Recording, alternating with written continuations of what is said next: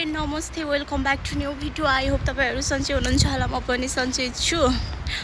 आज चाहिँ म यो भिडियोमा के भन्न चाहन्छु भने निकै नै गर्मी छ यो अहिले पोल्यान्डमा, निकै गर्मी बढिरहेको छ। अनि गर्मीमा छाता ओढेर हिँड्यो भने चाहिँ यहाँका मान्छेहरू चाहिँ हाँस्दा रहन्। किन हाँसेका, हिजो किन हाँस्छन् भन्छु त। छाता पानी त परेको छैन त बहिनी, किन छाता ओढ्यो अरे। अब हामी त नेपालमा त छाता ओढेर हिँड्थ्यौँ नि त गर्मीमा पनि, यस्तो डरिन्छ कि भनेर।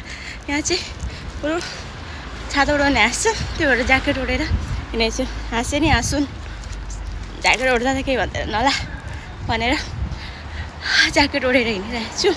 लास्टै नै नेपालबाट आउँदाखेरि 52-53 केजी, अहिले 70 पुगेछु। लास्टै मोटाइसकेँ। हिँड्न पनि गाह्रो, काम गर्न पनि अब त गाह्रो भइरहेछ मोटो भएर। लास्टै गाह्रो गर्मी, यो गर्मीले अलिअलि गोरो भएको थियो, त्यही पनि काली भइसक्यो, गाह्रो छ।